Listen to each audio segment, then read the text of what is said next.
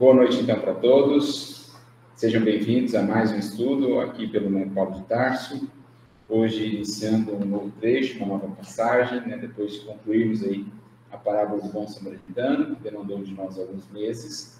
Nós vamos avançar agora para uma passagem no Evangelho de Marcos, mais especificamente no capítulo de número 11, versículos 15 a 19. Nós estamos alterando também a maneira pela qual o estudo vai ser compartilhado. Antes a gente vinha fazendo a transmissão na semana seguinte do estudo que havia sido realizado, agora isso pelo Facebook e pelo YouTube. Agora nós compartilharemos apenas no YouTube, na forma de um vídeo mesmo que é publicado, até para a gente poder concentrar ali os comentários e as participações. Outra questão, vocês puderam perceber que a gente pulou aí uma semana de estudo em decorrência de questões familiares, o nascimento do Timóteo, mas já estamos de volta e pedimos ao Senhor que nos abençoe nesse estudo, que é de uma passagem, digamos, polêmica, daquelas que mais levanta perguntas, indagações, quando se fala do Evangelho, quando se fala da atuação e da vida de Jesus.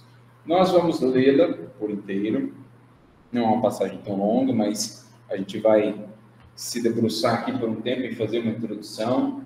Nós vamos deixar claro também que existem elementos, ou, digamos, conclusões que nós não podemos alcançar.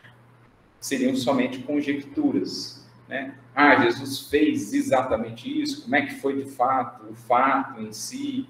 A gente vai, a partir de elementos, tirar uma visão mais próxima que seja possível da cena, a partir das fontes espíritas, de outras fontes, mas não dá para fechar a questão, o fato foi esse. Por que eu estou falando isso? Porque existem diferenças narrativas entre os evangelistas. Se a gente pega a versão de João, se não me engano está no capítulo 2 do Evangelho de João, ela é uma versão que parece que a atuação de Jesus foi mais enérgica ainda, mais enfática. Se a gente pega as outras, parece que nem tanto. Então a gente vai tentar buscar alguns elementos para compor a cena, mas não é a cena que nos interessa, Como a gente sempre tem frisado aqui nos estudos do NEP, nos interessa mais a mensagem, o simbolismo e a mensagem que está por trás do simbolismo, que visa, então, nos identificar. Então, eu vou ler aqui a primeira versão do Haroldo, Marcos, capítulo 11, versículo 15 a 19. Dirigem-se a Jerusalém. Entrando no templo, começou a expulsar os que vendiam e os que compravam no templo, e derribou as mesas dos cambistas e as cadeiras dos vendedores de pombas. E não permitia que ninguém transportasse utensílio através do templo.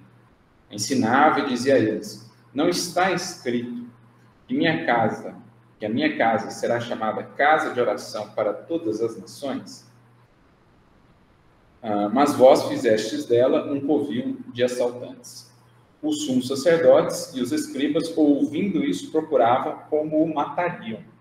Eles o temiam, pois a turba estava maravilhada com o seu ensino. Ao entardecer, saíram da cidade. Então, nós teremos um versículo aí de arremate, que é o 19, que é isso somente. Ao entardecer, saíram da cidade. É um versículo que nós vamos estudar lá mais à frente. Então, essa versão do Haroldo, eu não tenho a versão aqui completa, mas posso abrir? Vou até abrir aqui para ficar mais útil. Aqui? Essa é a versão completa? Tem as duas completas aqui. Tem as três, na verdade, Arque, Haroldo e Jerusalém. Ok. Então, aqui, ao meio da revista corrigida, E vieram a Jerusalém, e Jesus, entrando no templo, começou a expulsar os que vendiam e compravam no templo. E derribou as mesas dos cambistas e as cadeiras dos que vendiam pombas. E não consentia que ninguém levasse algum vaso pelo templo. E os ensinava dizendo: não está escrito, a minha casa será chamada por todas as nações casa de oração? Mas vós a tendes feito covil de ladrões. E os escribas e príncipes dos sacerdotes, tendo ouvido isso, buscavam ocasião para o matar, pois eles o temiam, porque toda a multidão estava admirada acerca da sua doutrina. E sendo já tarde, saiu para fora da cidade. Então, essa é a passagem, pessoal. Hoje nós vamos nos deter no primeiro versículo, e não em todo ele. É um versículo mais extenso, nós propusemos aqui a quebrá-lo pelo menos em 2 partes. Então a gente vai fazer o recorte aqui dessa primeira metade. Ó. Dirigem-se a Jerusalém. Entrando no templo, começou a expulsar os que vendiam e os que compravam no templo. Nós vamos ficar até aqui. A parte das mesas dos cambistas, cadeiras dos vendedores de pombas, a gente deixa para mais adiante.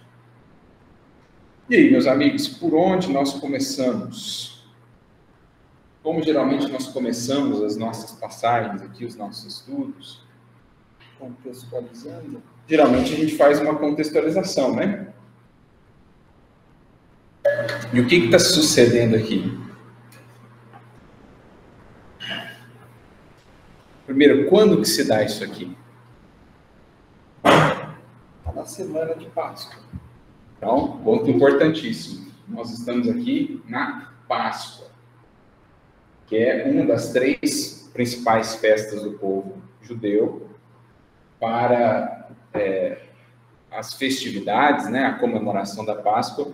Muitos dos judeus chamados da diáspora, ou seja, os judeus que não moravam ali propriamente na Judéia ou naquela região, que moravam no entorno do Mediterrâneo, em outras localidades, muitos deles se dirigiam para Jerusalém nesse período, porque, segundo a tradição deles, pelo menos nas 3 principais festas, os judeus deveriam comparecer à cidade sagrada, Jerusalém, fazer as ofertas no templo e tal. Claro que nem todos conseguiam comparecer, mas a orientação é para que eles fossem. Tanto que a população da cidade aumentava assim, de maneira impressionante durante as festas, principalmente na Páscoa, talvez, né, talvez seja a mais importante delas. E aí eles ficavam ali acampados no redor da cidade, tinha toda uma questão do comércio também envolvendo os sacrifícios que eram feitos no templo, né, na Páscoa. Tínhamos ali os sacrifícios dos cordeiros, sacrifícios de outros animais menores, a depender também da própria condição financeira, enfim. Era toda uma circunstância bem singular. Né? Quem pôde acompanhar a Páscoa naqueles tempos, em Jerusalém, certamente ficou com registro do que a cidade se tornava. Até mesmo o montante dos sacrifícios que era realizado no templo é algo impressionante no período da Páscoa. Os sacerdotes praticamente não tinham descanso nos ciclos ali de sacrifícios. Mas, então, período da Páscoa. Onde nós estamos? Hoje? Não, lá, na passagem. No templo. No templo que fica em Jerusalém. Então, estamos em Jerusalém, estamos no período da Páscoa. Agora, pensando mais especificamente em Jesus, na missão, na vida pública dele, em que período nós estamos? Tá prevendo, né, o que vai acontecer com ele. Aqui não fala do dia, né? Não foi sábado, né? Não, essa questão exatamente do dia que ele entra no... Talvez a gente até conseguisse traçar alguma coisa aqui, olhando o que veio antes, porque na passagem anterior fala no dia seguinte e tal, mas não está expresso, pelo menos, que foi no sábado que ele fez isso, né? Mas eu digo assim, em termos do período da vida de Jesus, nós estamos mais próximos do fim, nós estamos ainda longe da crucificação. Como é que é?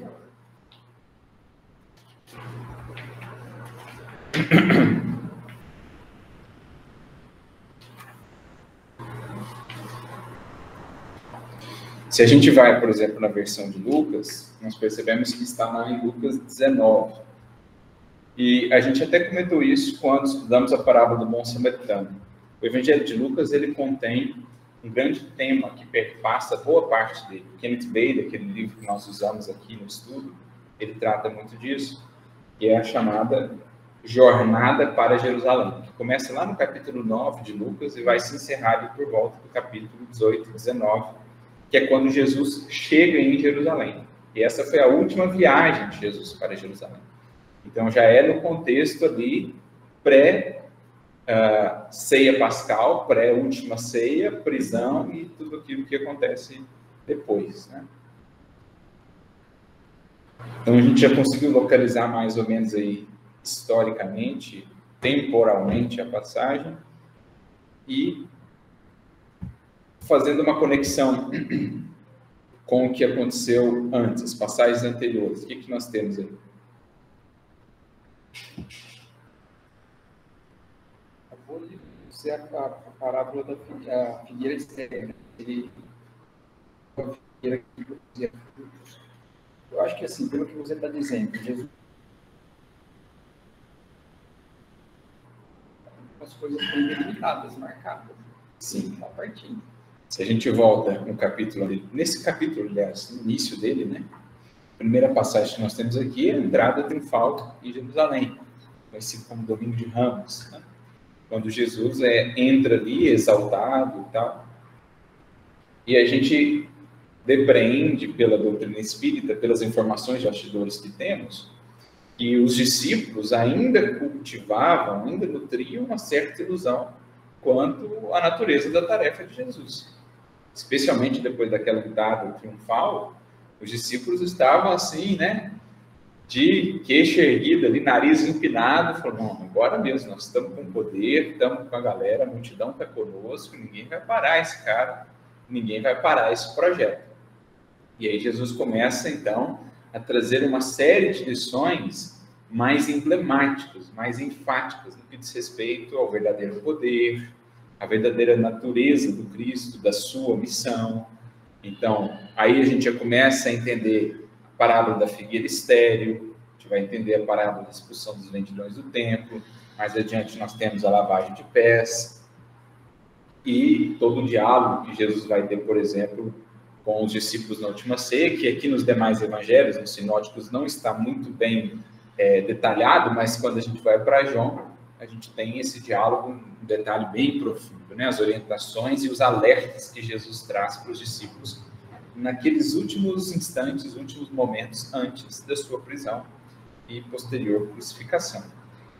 Então, tudo isso vai compondo um cenário que é muito importante para a gente entender a abordagem que Jesus vai ter daqui para frente, tanto no que ele fala, mas também naquilo que ele faz, da maneira pela qual ele age, porque a gente vai entrar em contato agora também com um modo de ação, ou melhor, com um modo de lição, de transmissão de ensinamento, que era muito comum, muito utilizado no contexto do povo hebreu, do povo judeu, pelos profetas, por exemplo, e que é conhecido como encenação simbólica ou parábola de ação, em que o mestre, o rabino, o doutor da lei, o profeta, ele vai ensinar não só pelo que ele fala, obviamente, mas até pela gestualidade, como se fosse uma espécie de teatro, como se fosse uma espécie de mímica, em que ele transmite uma mensagem, às vezes até sem palavras, só pela gestualidade, só pela ação. E nesse tipo de abordagem, a gestualidade, a ação, ela vai ter muita importância, ela vai ter uma mensagem muito implícita. Só para ilustrar alguns exemplos disso, para a gente tomar conhecimento, no Novo Testamento nós temos um outro caso desse modelo de abordagem, de ensino. Quem se lembra daquela passagem quando Paulo, se não me engano, em Jope, ou em Cesareia Marítima, encontra aquele que era chamado de Agabo, que era um profeta, né, um médium, vamos dizer assim. E quando eles se encontram, Paulo ele está voltando para Jerusalém, ele está vindo lá de Corinto, ele estava para ir para Roma, Tiago mandou o emissário, chamou ele, ele voltou para Jerusalém para ajudar Tiago, e sabia ao certo o que o esperava em Jerusalém. Ágabo desce com outros companheiros até Cesareia, que era uma espécie de porto, ficava ali nas proximidades de Jerusalém, né? E lá ele faz uma ação, ele tem um gesto interessante. Ele pega o cinto de Paulo, amarra as suas mãos e amarra os seus pés. Como a dizer, olha, isso aqui é o que vai acontecer com o nome deste cinto em Jerusalém. Então, prenunciando a prisão do apóstolo Paulo, que de fato se deu quando ele chega em Jerusalém. Ele ajuda ali Tiago, mas na verdade era uma espécie de armadilha dos fariseus, não de Tiago, claro, dos fariseus para ele. Ele fica preso, 2 anos preso, e depois ele vai para Roma, mas como prisioneiro.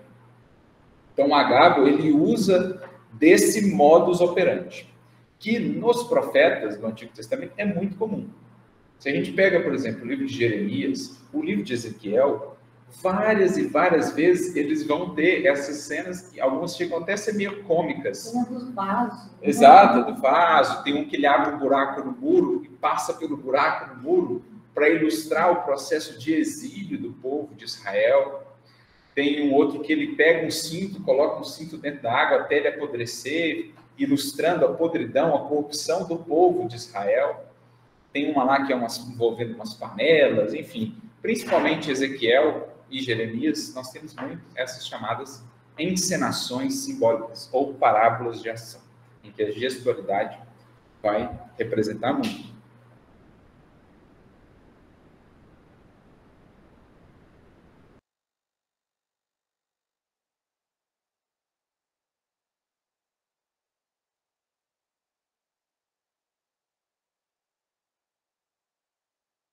Tem uma correlação muito estreita com o ato seguinte, a expulsão dos vendilhões do templo, de modo que vale até a gente dar uma pincelada nela, preparando o terreno para a gente chegar na expulsão dos vendilhões do templo, para a gente não chegar lá assim, perdido, né, muito cruz, sem entender todo um contexto que está sendo construído. Então, eu vou lê-la rapidamente aqui, só para a gente buscar pincelar aqui alguns pontos, alguns símbolos, e depois a gente conseguir fazer as conexões. Então, diz lá, no dia seguinte, ao sair de Betânia, né, lembrando que Betânia é uma cidade que ficava bem próxima de Jerusalém, cidade de Lázaro, Marta e Maria.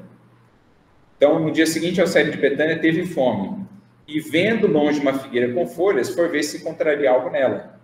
Dirigindo-se a ela, nada encontrou senão folhas, porque não era tempo de figos. Você fala, mas aí não dá, né? Como assim? Ele sabia que não era tempo de figo, vai procurar figo e ainda fica irritado de não ter figo. Faz sentido essa interpretação literal? Em resposta, disse a ela, nunca mais ninguém coma fruto de ti.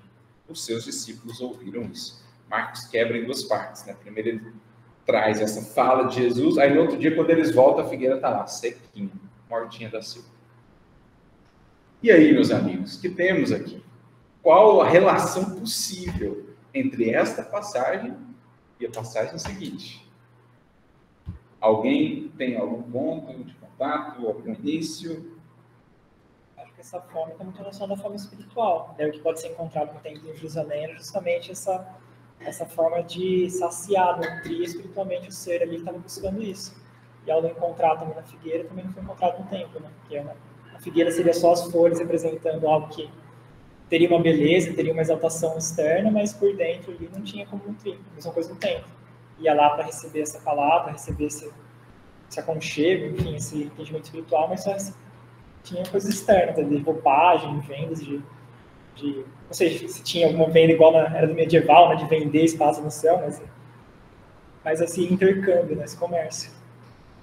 Ótimo, então a Uni já desenhou para nós aqui alguns dos pontos principais, né? Primeiro, entender que essa fome não é uma fome material, né? Até pode ser que Jesus quisesse de fato comer um filho, mas não é esse o propósito da passagem. Aqui ele está, digamos, cumprindo profecias que previam que na vinda do Messias ele viria averiguar a produção da figueira. Quem era a figueira? O povo de Israel. O povo de Israel.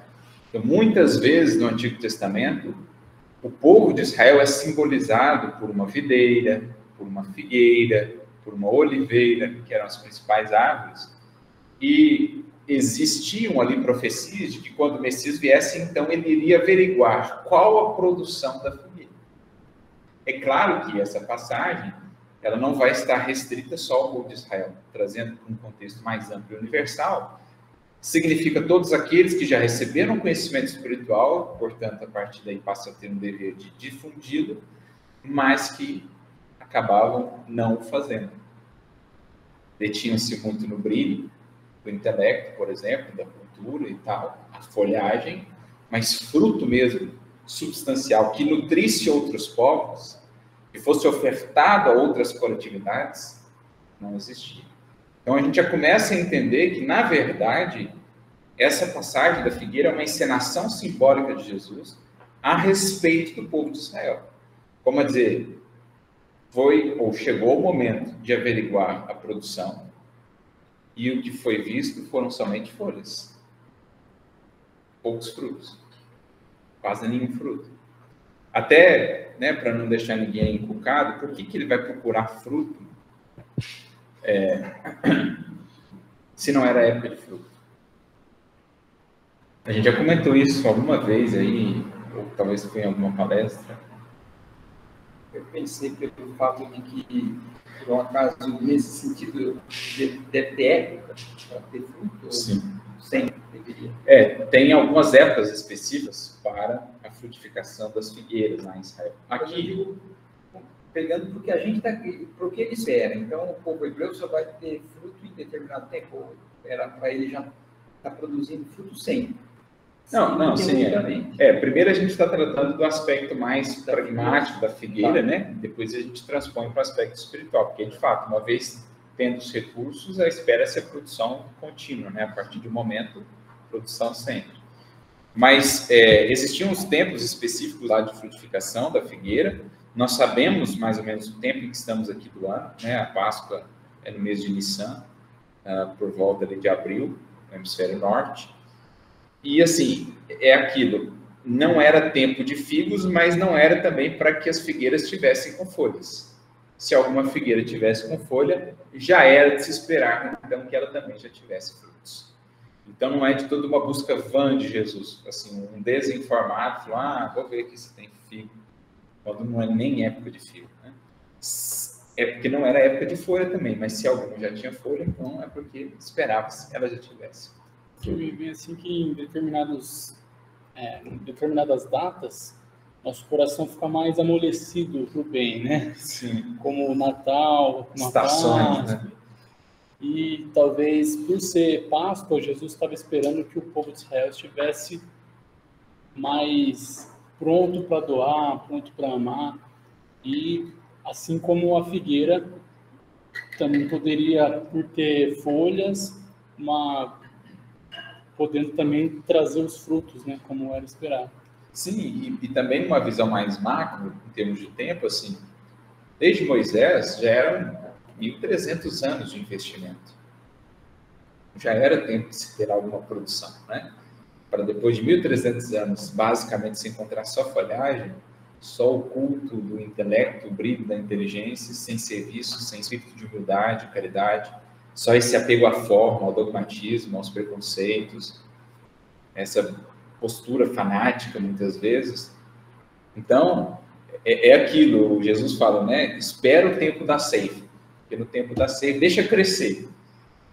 Tem aquela outra passagem também de uma figueira, até que o Senhor ia cortar a figueira, aí o administrador falou, não, deixa eu colocar adubo antes, dá mais um tempinho para ver se ela cresce. Isso já havia acontecido com Israel. Quantos profetas foram enviados, além de Moisés? Então, aquele povo tinha uma imensa responsabilidade, né, pelo conhecimento. Oi, querido. Posso interromper? Sem problema. Só que trazer uma conclusão para você. Obrigado, viu? Bom estudo, gente. Valeu. Obrigado.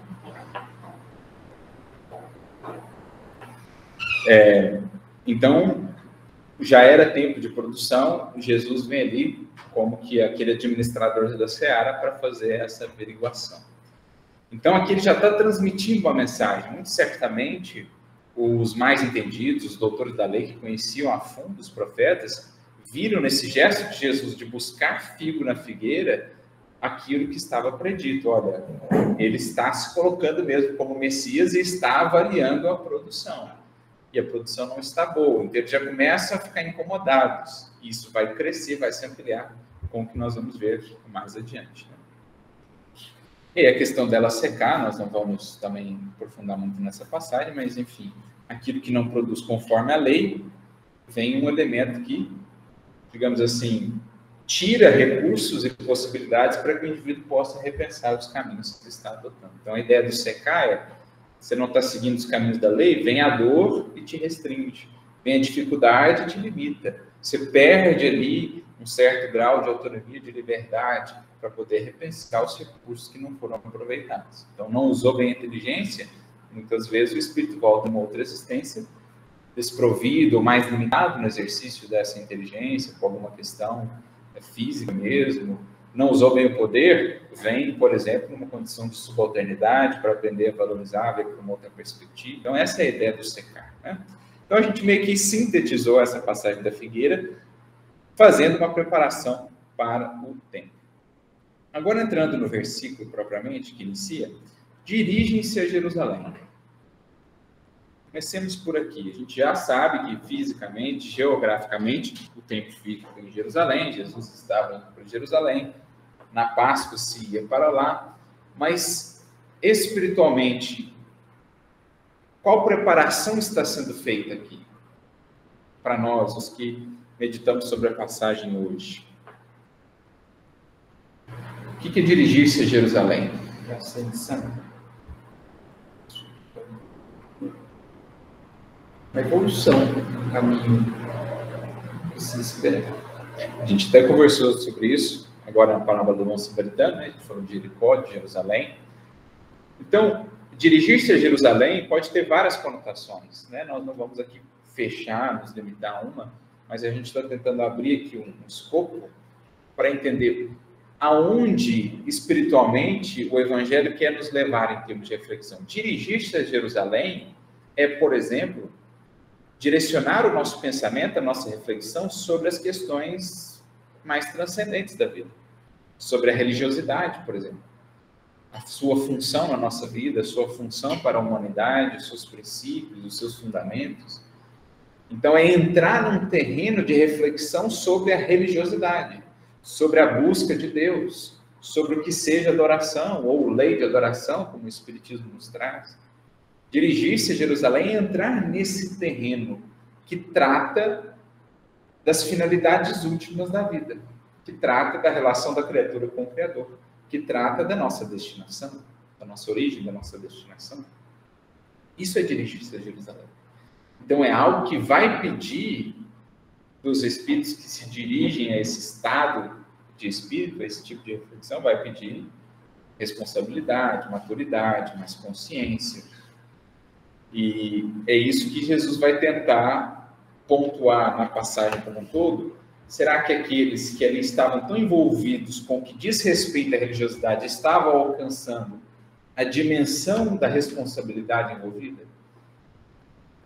O peso do conteúdo recebido e o impacto que isso tem na nossa vida, a longo prazo, nas nossas escolhas, nas consequências das nossas escolhas? Tudo isso está englobado no dirigir-se a Jerusalém. Assim como também o que o Marco disse, representa um direcionamento da própria vida para testemunhos maiores. E se eu estou me encaminhando para testemunhos maiores, é muito prudente, é necessário que eu me prepare para enfrentá-los. E qual a melhor maneira de me preparar para enfrentá-los? Entender a finalidade deles, entender o que sou, minha destinação, o que é a busca fundamental de toda criatura, que no caso é o Criador. Então, para me preparar para testemunhos maiores, para progredir, para ascender a novos patamares, eu tenho que passar por uma reflexão sobre isso, sobre esse universo religioso da vida, essa dimensão transcendente ou religiosa da vida. Sem isso, espírito nenhum progredirá de fato. Você entender, olha, por que a gente está aqui, por que a gente sofre, o que é o caminho a ser seguido, qual a proposta moral a ser adotada, como é que estão as minhas atitudes, as minhas escolhas em relação a uma referência que eu preciso encontrar. Tudo isso está englobado nesse simples dirigir-se a Jerusalém.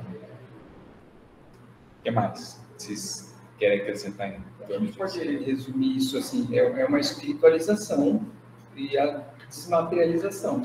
E o que Jesus encontra é justamente uma preocupação lá com o material, né? Com a vida.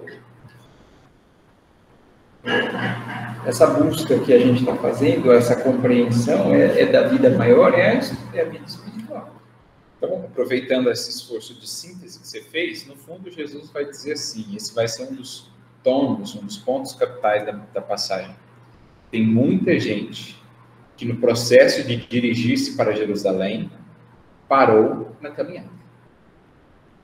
Deixou, de fato, de dirigir-se a Jerusalém, de encontrar o verdadeiro templo, para se ater a uma questão mais circunstancial, mais exterior, mais formal, convencional, que não alcança toda a dimensão do que seja buscar a dimensão espiritual da vida, o desenvolvimento do aspecto espiritual de nossas vidas. Então, tem muita gente que está dirigindo-se a Jerusalém, entre aspas, mas que no fundo está parado. Deixou de progredir, deixou de avançar. O que mais a esse respeito? Chama atenção também o vieram. Isso quer dizer que já estava lá. Né? O vieram, aqui está diferente um pouco, né? É. Aqui está o dirige, aí está vieram. Vieram a Jerusalém. Interessante. Como aquele ninguém vem ao Pai, né? Se você não pergunta.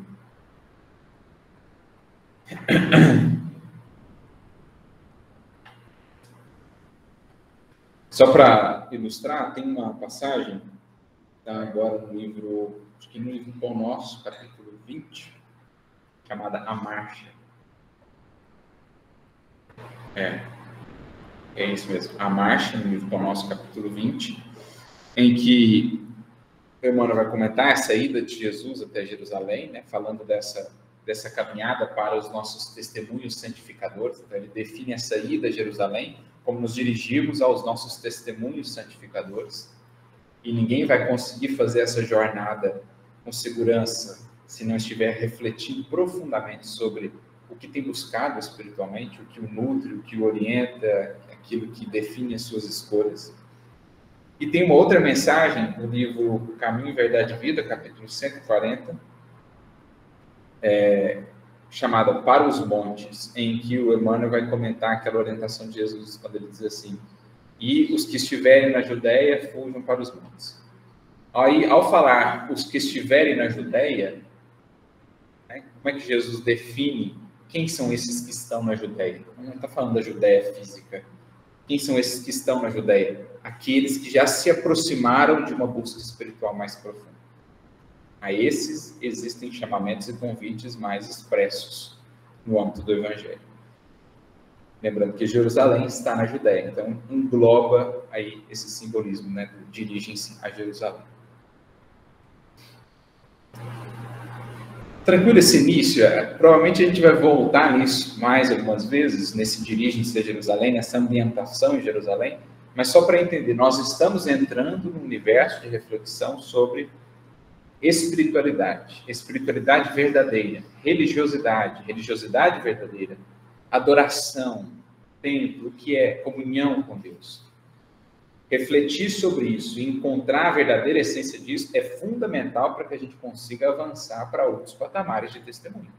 Enquanto a criatura não avança nessa compreensão, ela pode se ilustrar muito, ela pode se gabaritar intelectualmente, no que diz respeito à religiosidade, mas ela não estará ainda preparada, apta a avançar para outros patamares de entendimento espiritual da vida e de testemunho. Certo?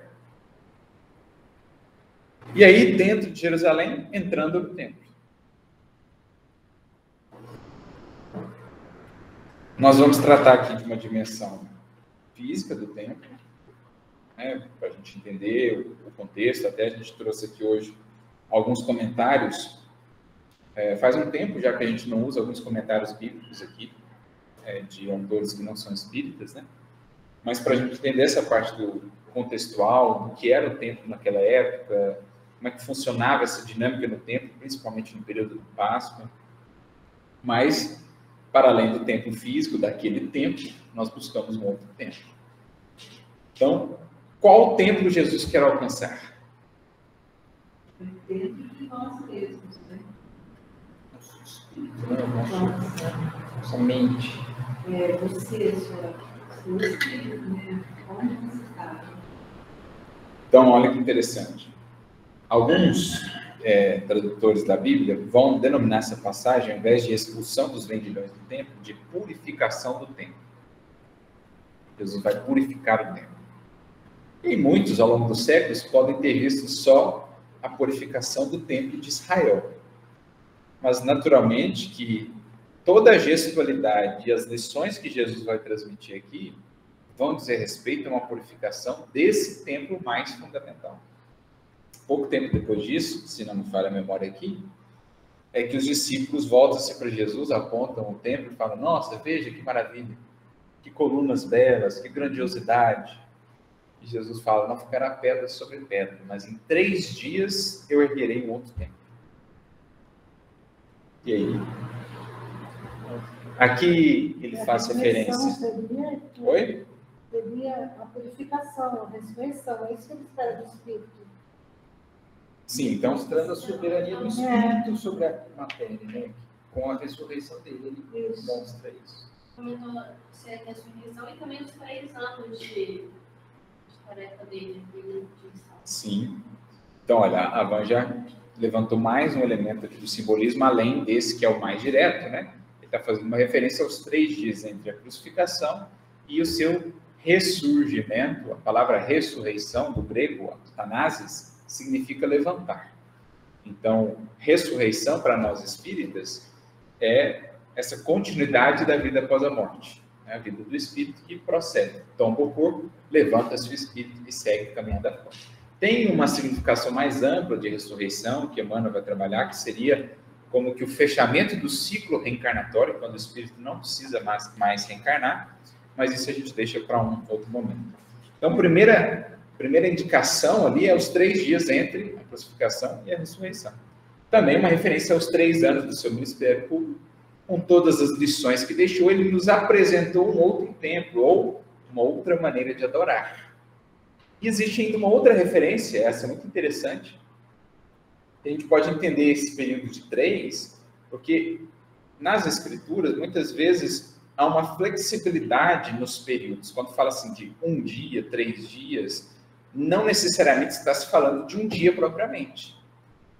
Um exemplo clássico, quando a gente pega Gênesis, fala lá os 7 dias da criação. Óbvio que não estamos tratando de 7 dias.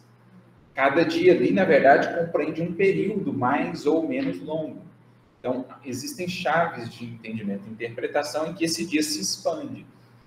E, por exemplo, tem um salmo que é resgatado por Pedro em uma de suas epístolas, em que ele diz assim: para o Senhor, 1000 anos são como que um dia.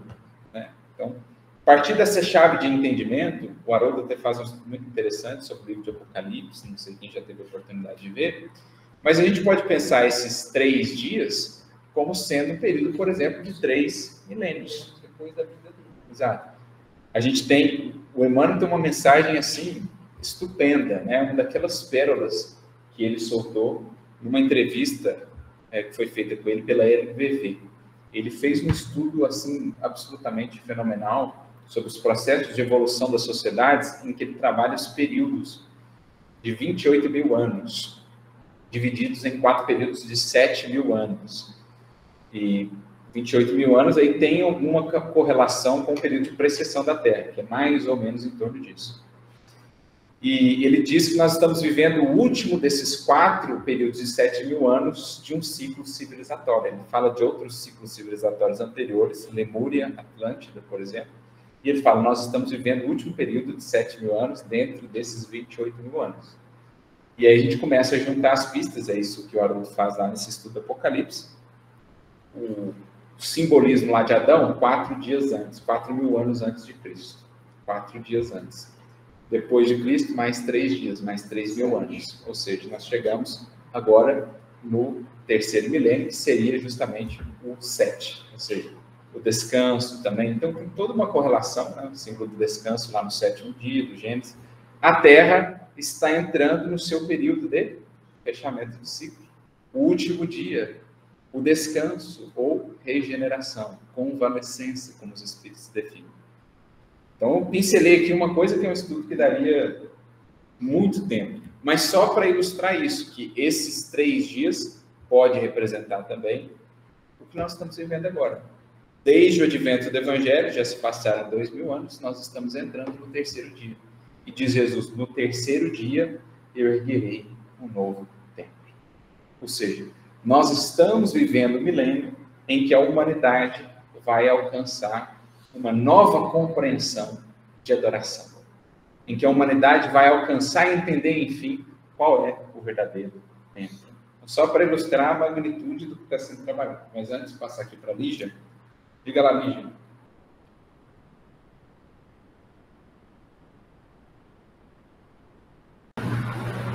Não sei se a Lígia está falando, se tiver, acho que está mudo o microfone.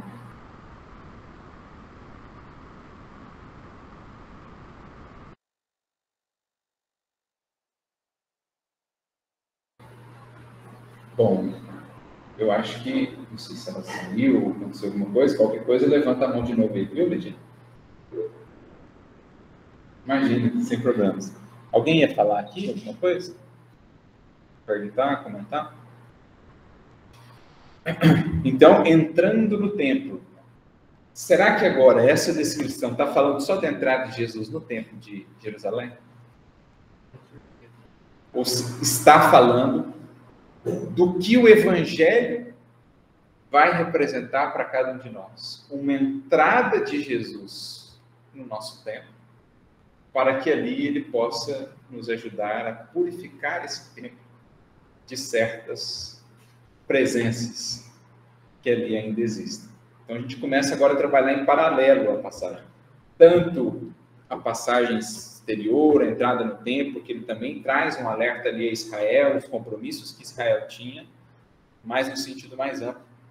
O Evangelho penetrando o templo da criatura, que aí ele vai se integrando, se entregando, e ali fazendo um trabalho nem sempre muito ameno de libertação, de renovação.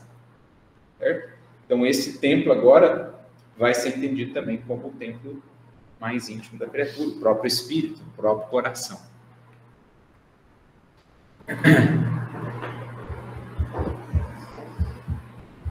Mais alguma coisa sobre isso? Vamos estudar um pouquinho do contexto, então, sobre essa questão do templo.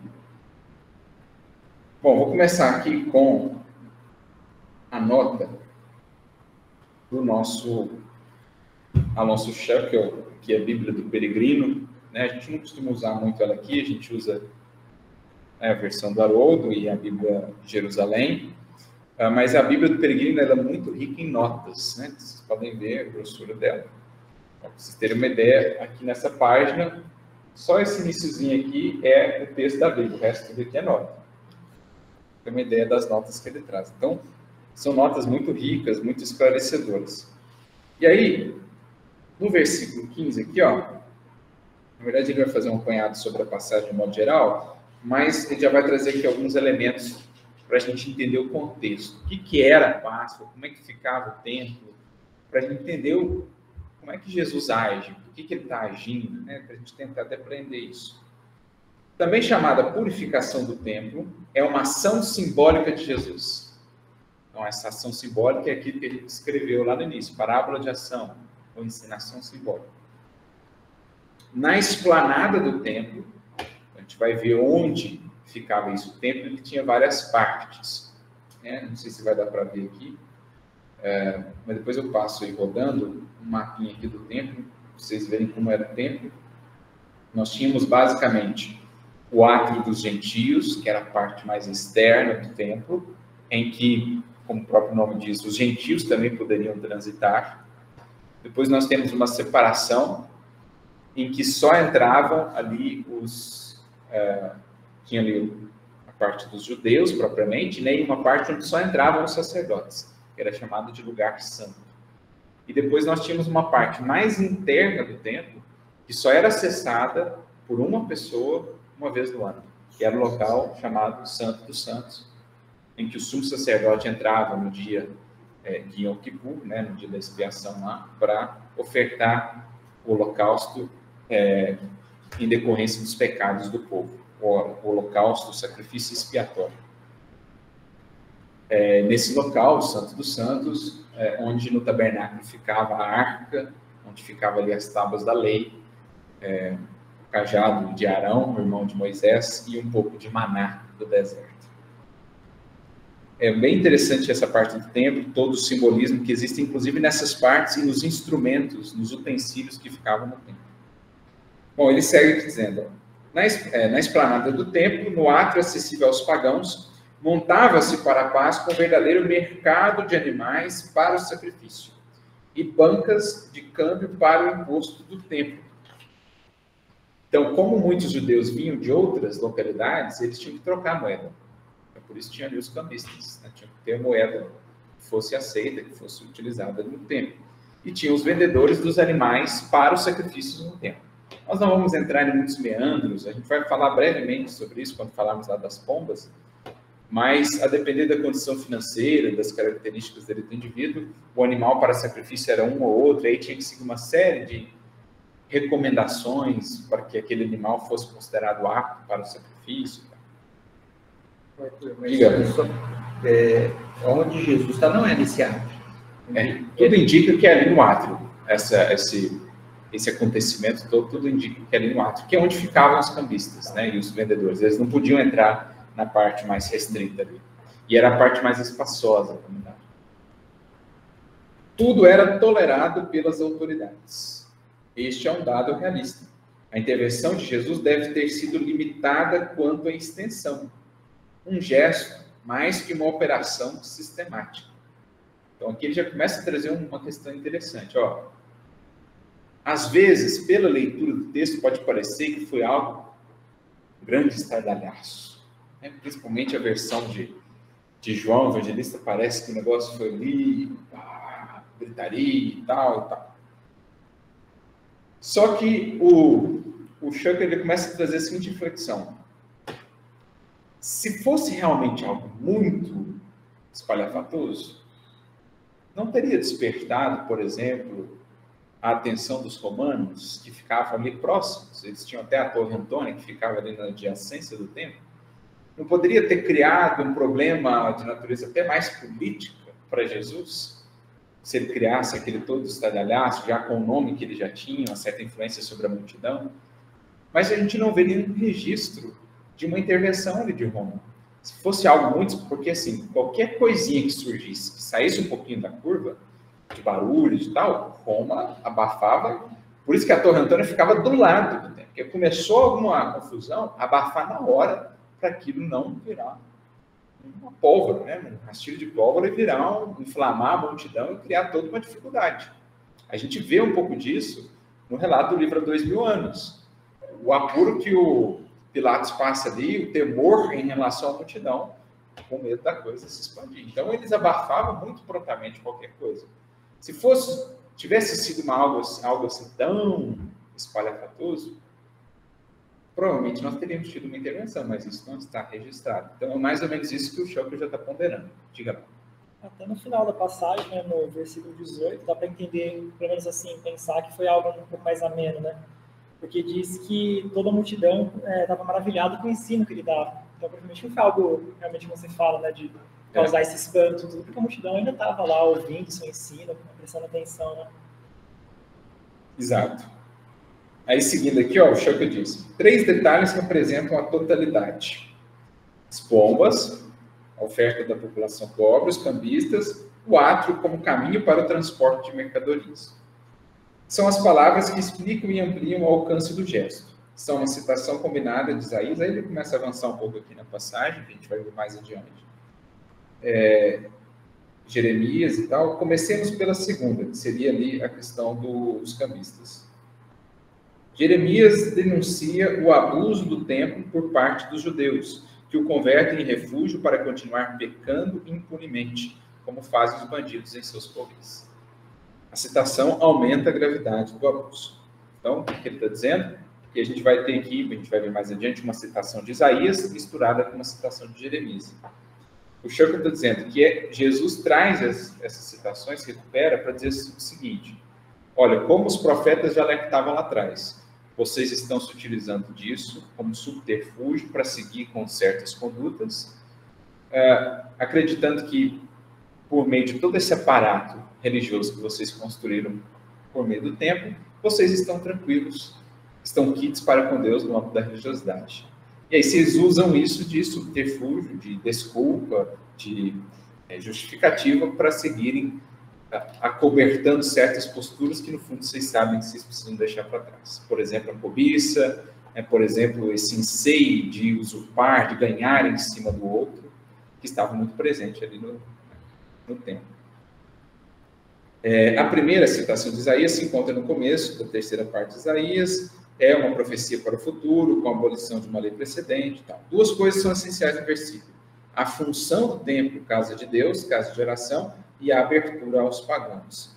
A citação ultrapassa a situação imediata e projeta a visão para o futuro, para o novo templo, casa de Deus, aberto a todos. Deixa eu ver se tem mais alguma coisa interessante. A ação de Jesus, como Marcos apresenta, ele diz mais adiante, não é violenta, não há resistência.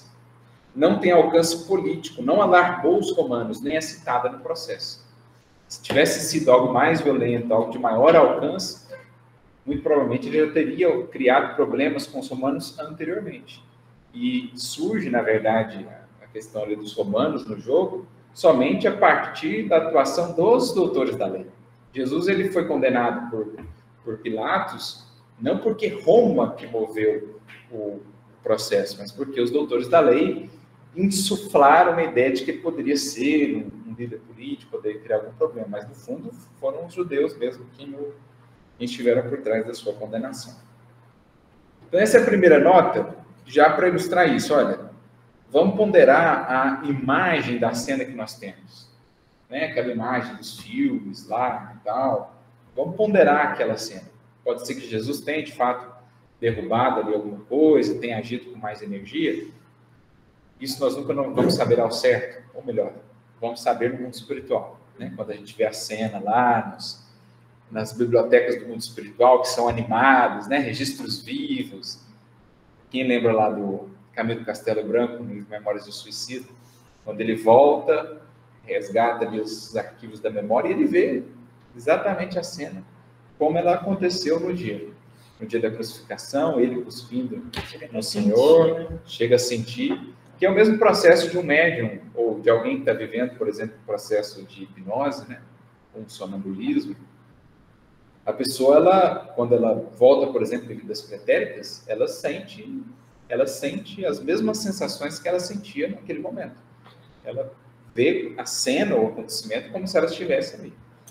O senhor Vieira Sampaio, ele relata no livro psicografado, que ele psicografou, de uma visita que ele faz ao museu. E ele relata que havia algumas salas, se podemos dizer, quando as pessoas eram produzidas como se fosse um teatro. É que aqui não há palavras, né? não há termos, não há situações para comparar com aquilo que acontece lá. Ele disse que ele teve a oportunidade de ver Moisés pregando, agindo a seu tempo, né? E posteriormente ele viu Jesus no Sermão da Montanha. E ele fala da diferença da energia que sentia quando de Moisés, que era mais rígido, mais disciplinador, né? Então era uma vibração mais enérgica, né? A denominação mais pesada eu acho que não cabe, mas era mais forte, digamos assim. E quando de Jesus, no Sermão da Montanha, e assim, além de estar vendo, entre aspas, Jesus pregar, sentindo todos os detalhes do ambiente, a aragem, o cheiro da relva, enfim, tudo, e principalmente aquela doçura de Jesus, a vibração, o envolvimento de toda a multidão, né? E os detalhes, como se tivesse sido transportado há 2.000 anos atrás, aproximadamente, e estivesse lá inserido no Sermão da Montanha, hoje Jesus pregando.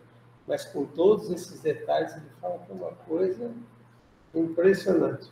Eu me lembro até que uma vez eu comentei com o Tassito, eu quero ir nesse museu. Está tudo lá. Esperando termos condições de usufruir, né, desse material. Mas é interessante como, né? Bom, se hoje nós já temos tantos recursos tecnológicos que permitem que virtualmente alguém esteja nessa sala, como se realmente estivesse fisicamente, imagine lá no plano espiritual os recursos que não tem. Mas ele diz que é qualquer coisa, o cheiro das flores, a relva, a brisa, tudo, absolutamente tudo, como se tivesse voltado no tempo, estivesse presenciando, participando disso tudo. Deve ser realmente fantástico, né? Avançando agora para um outro comentário, para a gente seguir compondo a cena do contexto histórico, agora eu estou aqui no comentário chamado Comentário Esperança ao Evangelho de Marcos, e ele vai comentando versículo a versículo, né? E no versículo 15, ele diz assim, ó, deixa eu ver qual que é o trecho interessante.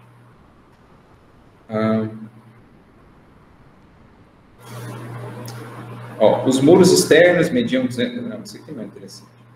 No meio desta área ficava a área recíproca do templo, sob uma plataforma mais alta com os pátios internos e o prédio do templo, acessíveis somente aos israelitas. O comércio era feito no pátio exterior, também chamado de pátio dos gentios, ou átrio dos gentios. Assim que Jesus chegou, ele passou a expulsar os que ele vendia e comprava. A decisão para esta ação, ele, ao que tudo indica, já tinha tomado após a inspeção do dia anterior. No momento em que ele entra em cena, usa aqui o termo picaretas, tinham de sair imediatamente. Ele até resgata aqui um versículo de Malaquias, uma espécie de predição e tal. Aí ele segue. Os mercados que abasteciam regularmente os peregrinos de animais para os sacrifícios estavam localizados logo no Monte das Oliveiras, onde convergiam vários caminhos. Vendia-se pombas, cordeiros, ovelhas, azeite e farinha. Mas não demorou para a administração do templo, que estava nas mãos das famílias sacerdotais responsáveis, também entrar no negócio. Aqui já começa a ter um elemento interessante. Muitos dos sacerdotes ou das famílias sacerdotais vinculadas ao templo também estavam envolvidos com o negócio das oferendas, das ofertas, dos sacrifícios. A gente já começa a ter o elemento do interesse pessoal por detrás, não só uma indiferença, vou buscar um subterfúgio, um aspecto exterior de culto e de rito, para eu não ter que fazer a parte moral comunicada. Além disso, eu acrescento o interesse pessoal envolvendo nisso. Então, estou ganhando de alguma maneira com isso. Né? Ele diz mais aqui, ó. Zacarias 14:21 já repreende os comerciantes que montavam suas barracas no pátio do templo. Temos registros de pavilhões de comércio no templo de Herodes. Joséfo, que foi um grande historiador da época, diz que o sumo sacerdote Ananias era um homem de negócios muito atilado. Este comércio animado no recinto do templo e a plutocracia ligada a ele recebia críticas da opinião pública. O Talmud, que era uma espécie de registro de ensinamentos orais e explicações da Torá, preservou a queixa, entre aspas, eles são sumos sacerdotes, seus filhos são tesoureiros, seus cunhados são oficiais do templo, e seus empregados nos tratam com cacetes, né, com agressividade. O rabino Akiba, que foi um dos principais rabinos da época, disse aos seus alunos, antes de eu mesmo me tornar professor da lei, eu pensava, o dia que eu conseguir pagar eu o mordo como um jumento. Um dos alunos observou, aqui é uma história, um modelo deles aqui, que eu acho que não vem ao caso. Beleza.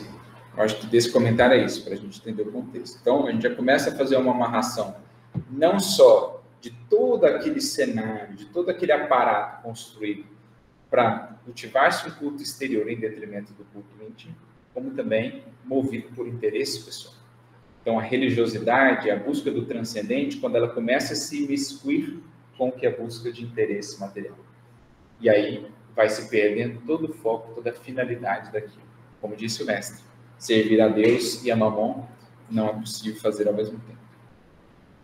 Vamos agora ao comentário do Hendrickson. Comentário de Hendrickson ao Evangelho de Marcos. E aí ele faz um comentário bem extenso sobre esse versículo, bem interessante, por sinal. Ele traz até aqui um mapinha do templo. Não sei se vocês vão conseguir ver aí. Ó. Esse é o mapa do templo. Aqui, nesse quadrado mais externo, nós temos o átrio dos gentios. Aqui nós temos um núcleo onde está a parte somente acessível aos israelitas, o lugar santo. E lá no fundinho, o Santo dos Santos. Vou mostrar para o pessoal aqui.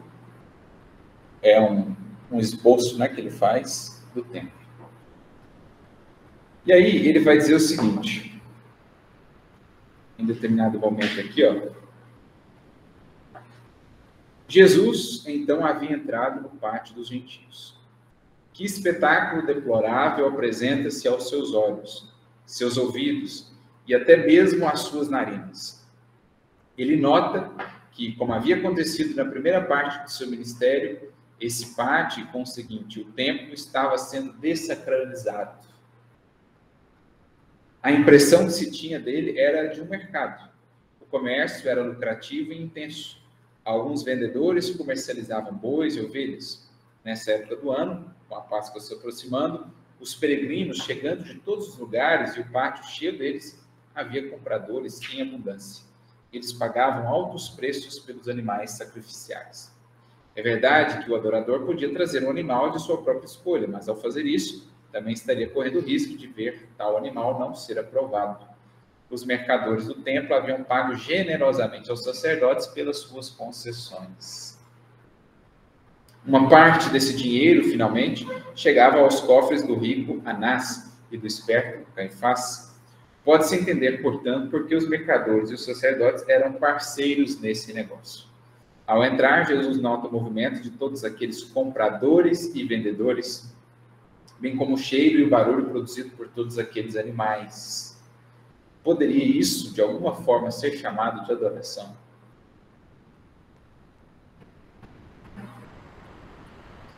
A gente está falando aqui do aspecto material, mas o que a gente já pode transpor para o aspecto espiritual? Era povo, né?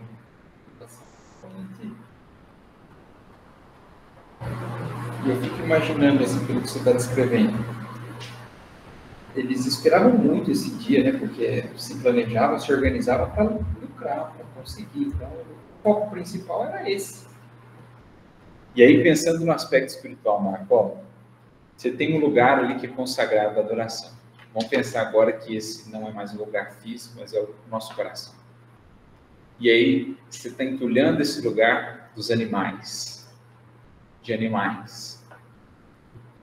O que isso representa? Os interesses terrenos dentro de cada um de nós. Animalidade. Nossa animalidade. Seriam esses interesses mais baixos, esses interesses mais rasteiros.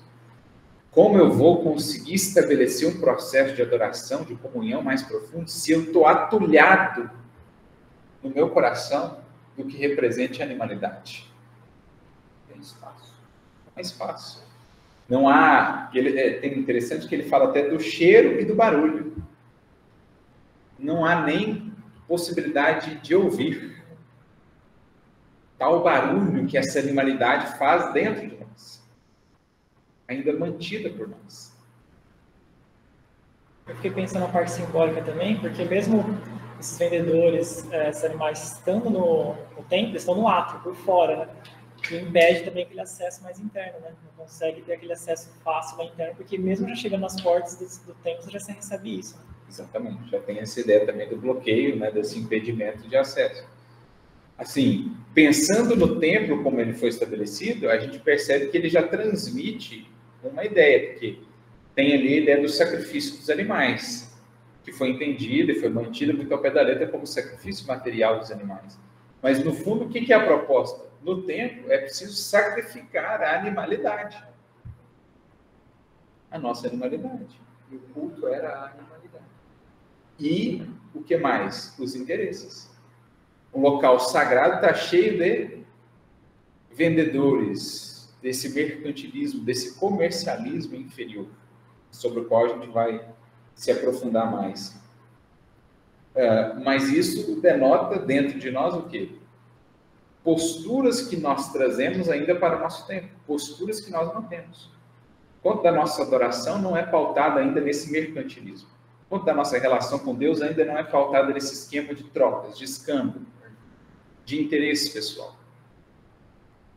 Analisemos a religiosidade do mundo, sem querer definir essa ou aquela corrente específica, denominação específica, mas fazendo uma análise bem sincera, a gente percebe que boa parte do mecanismo de adoração no mundo ainda se dá nesses moldes.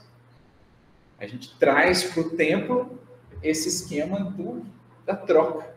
Por isso que prospera tanto ainda em nossos templos uma teologia da prosperidade. Porque ela é a coroação, ela é a representação de que a relação com Deus é entendida nesses moldes. A bênção de Deus é traduzida na minha vida na forma de sucesso material. Era uma coisa que a gente até falou em outros estudos aqui, tipo, a própria ideia de justiça de Deus. Mas a gente tem aquela frase, não, mas Deus é justo. Quando alguém fez algo ruim para você, você fala, não, Deus é justo. Você vai saber se vingar dessa pessoa, né? Fica tudo meio nebuloso, né? Então, um espaço que deveria ser consagrado ao divino.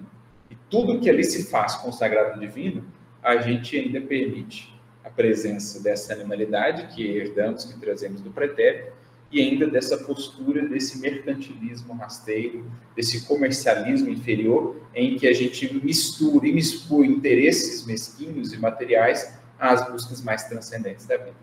Por exemplo, toda vez que a gente está consagrando forças divinas que temos em nós, a inteligência, os potenciais todos que temos, apenas a interesses mesquinhos nossos, nós estamos fazendo isso.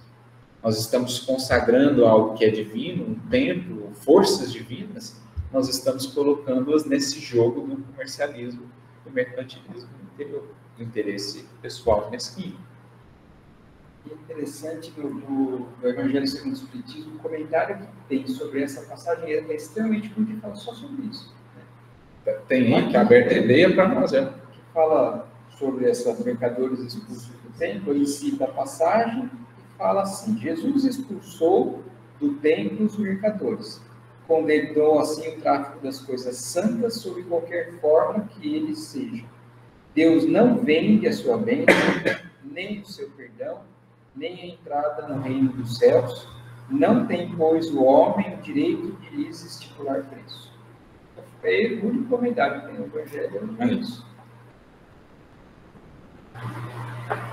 Quer ver, ó? Uma primeira mensagem do irmão já para complementar aqui o estudo. A gente vai ter que continuar isso na semana que vem, né? Porque a gente começou mais tarde hoje. Mas no livro Vinha de Luz, capítulo 92, Objetivo da Fé.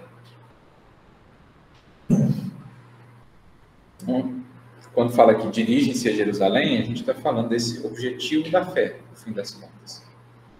A busca do transcendente. Comenta o versículo de Pedro, 1 Pedro 1:9. Alcançando o fim da vossa fé, que é a salvação das vossas almas. Então, dirigir-se a Jerusalém, buscar o transcendente, deve ter um mote. Salvação das nossas almas, ou seja, aperfeiçoamento espiritual. É o único objetivo que deve nos conduzir na busca a Deus. Olha só, hein? Como é que as nossas orações ficam, como é que... Tudo bem rogar o amparo, o auxílio, mas você está rogando dentro dessa perspectiva de estar disposto a ser diferente do que você pede e agradecer pelo aperfeiçoamento espiritual? Ou você está rogando assim, ó, se for diferente eu vou ficar magoado? Aí você está no espírito do comercialismo inferior com Deus. Só vale se for conforme eu estou esperando. Aí já não é mais a busca da salvação das nossas almas. Poxa, se for diferente, mas é o melhor, é conforme a vontade de Deus, então que seja. Então, aí ao comentar isso, esse versículo de Pedro, o Emmanuel diz assim: qual a finalidade do esforço religioso em minha vida? E é o que a gente falou lá, dirigem-se a Jerusalém. Nós entramos no universo de reflexão em torno dessa pergunta: o que eu estou buscando no Espiritismo, na Igreja Católica, no Templo Evangélico? Esta é a interrogação que todos os crentes deveriam formular a si mesmos frequentemente. Toda vez que você vem ao centro espírita, você está se dirigindo a Jerusalém, entrou na porta, faz a pergunta: qual a finalidade da minha vinda à casa espírita? Para que eu estou vindo aqui? Porque meu pai falou que eu tenho que vir? Porque eu sinto bem aqui? Ou porque, além de sentir bem, de sentir as vibrações renovadas, eu estou realmente buscando aprender o que é viver conforme a lei divina? O trabalho de autoesclarecimento abriria novos caminhos à visão espiritual. Raramente se entrega o homem aos exercícios da fé sem espírito de comercialismo inferior. Aqui os vendilhões do templo, que Jesus e o Evangelho vão nos ensinar a expulsar. Por séculos, Nossa relação com o Evangelho, no templo do coração, tem sido nesses moldes. Cheia lá dos cambistas, dos vendilhões, que não são seres, são posturas. Isso até do sacerdote, né, que concorda com os vendilhões. Né? Exatamente. Que ganham com isso, né?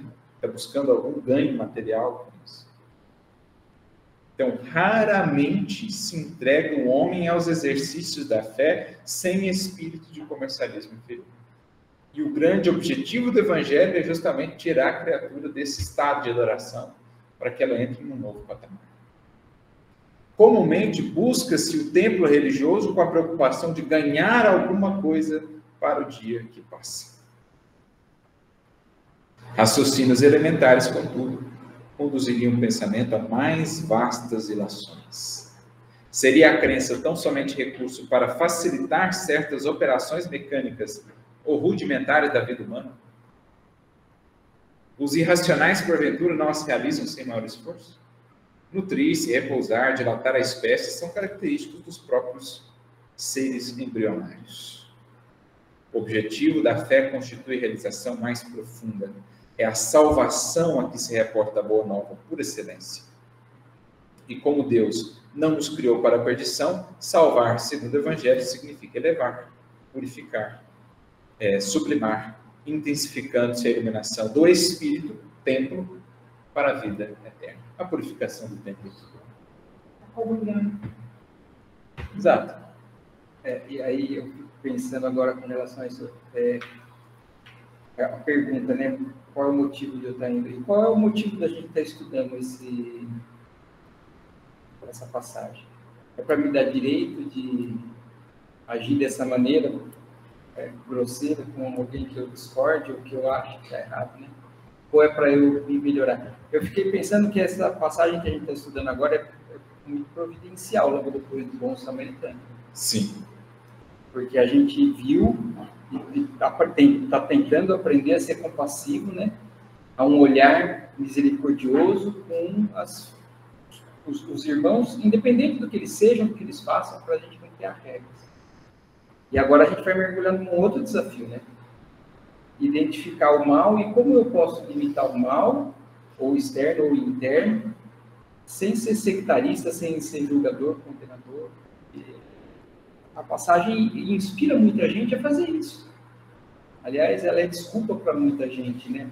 Falar assim, Jesus agiu dessa maneira. Então, Até Jesus. Até Jesus. Até Jesus perdeu as estribeiras um dia. Mas nós estamos estudando justamente para domar isso dentro da gente. Então, eu fico pensando, né? É tanta coisa, muito bilhão. Sim. E é uma reflexão complexa, porque no fundo é assim. Primeiro, uma coisa que a gente já vai entendendo mais diretamente a passagem é que essa expulsão internamente não será feita sem muita energia. É preciso muita firmeza, muita energia para desconstruir um modus operandi secular, para não dizer milenar em nós. Então, a energia mais enfática que Jesus apresenta ali já tem também uma lição. Ninguém vai se desvincular, desarraigar esse modo de ser e se relacionar com Deus e com a religiosidade sem muita energia internamente. E do ponto de vista externo, a gente entra naquela senda, naquela seara de uma reflexão complexa sobre como agir ante o mal explícito, especialmente quando ele prejudica uma coletividade e não somente um indivíduo. Está até no Evangelho segundo o Espiritismo, Kardec pergunta, né, se é lícito em determinada ocasião profligar o mal de alguém, e os espíritos vão dizer, olha, aqui se apela à caridade bem compreendida. Se o mal prejudica só a criatura propriamente, não há por que publicizar isso, não há por que, né, fazer disso. Se existir espaço para um conselho, para uma conversa, pois bem. Agora, no âmbito da coletividade, às vezes é preciso uma postura mais firme. Estamos longe aqui de violência e de agressividade, mas de posturas firmes. O próprio Chico, que a gente admira por aquela doçura toda, tem até registros, alguns poucos mais raros, assim, de vídeo, você vê o Chico sendo mais firme.